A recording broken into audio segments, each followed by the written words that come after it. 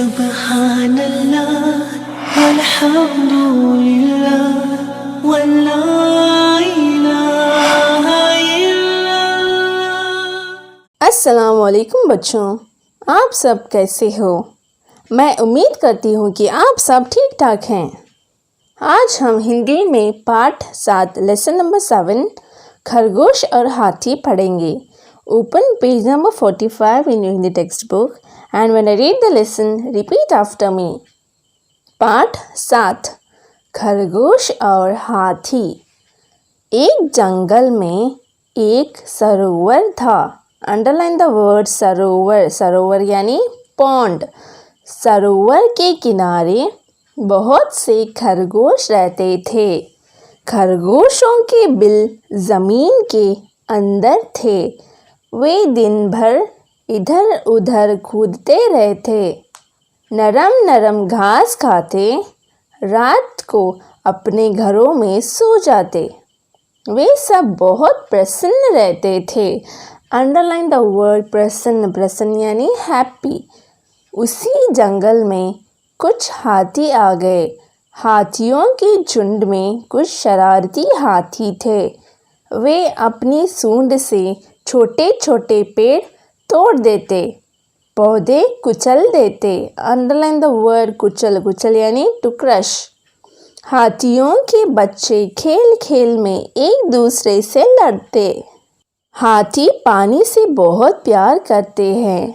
वे सूंड में पानी भर भर नहाते, फिर सरोवर के किनारे मिट्टी में लोट लगाते। अंडरलाइन द वर्ड लोट। लोट मीन्स टू रोल अराउंड। नरम जमीन उनके भार से दब जाती। साथ ही कई खरगोश परिवार भी दब जाते। इससे खरगोश बहुत दुखी थे। खरगोशों के सरदार। अंडरलाइन द वर्ड सरदार। सरदार यानी लीडर ने एक उपाय सोचा। कुछ चुने हुए खरगोशों के साथ वह हाथियों के सरदार के पास गया। खरगोश सरदार बोला, हम चांद के भांजे हैं। अंडरलाइन द वर्ड भांजे। भांजे यानी नेफ्यू। चांद में आप हमारे और साथियों को देख सकते हैं। हमारे कुछ भाई धरती पर रहने आए हैं। चंदा मामा रोज सरोवर में हमसे मिलने आते हैं। वे आपसे नाराज हैं। हाथी बोला, क्या?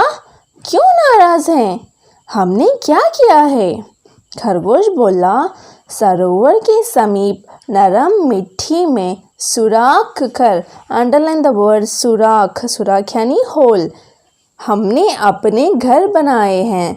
आपके आने से सुराख दब गए, जिससे चंदा मामा के बहुत से भांजे दब गए, इसलिए वे आपसे बहुत नाराज हैं। रात हुई, पूरा चांद निकला, हवा तेज थी। सरोवर में हल्की हल्की लहरें उठ रही थी। चांद लहरों के साथ ऊपर नीचे हो रहा था। हाथी और खरगोश वहां पहुंच गए। खरगोश सरदार बोला, देखिए महाराज, चंदा मामा गुस्से से कांप रहे हैं। आप जल्दी यहाँ से दूर चले जाएं। लगता है मामा बहुत नाराज हो रहे हैं। हाथियों के सरदार ने अपने झुंड की तरफ देखा। सभी डर गए थे। अब सरदार बोला, चमकते हुए चांद को हमारा नमस्कार। हम अपनी गलती मानते हुए आपसे क्षमा मांगते हैं। अब ऐसा काम नहीं करेंगे जिससे दूसरों को तकलीफ हो। जैसा कि हमने देखा कि एक सरोवर के पास बहुत सारे खरगोश ज़मीन के अंदर रहते थे। वो बहुत ही खुश थे, दिन भर कूदते रहते थे। लेकिन थोड़े दिन बाद वहाँ पर बहुत सारे हाथी आ गए और उनके वज़न से खरगोश ज़मीन के अंदर दब गए और बहुत सारे खरगोश मर गए।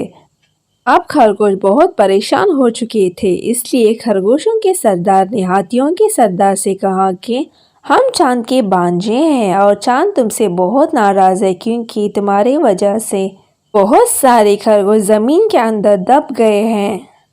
यह सुनकर सब जानवर सरोवर के पास चले गए और सरोवर में उन्होंने चांद को देखा।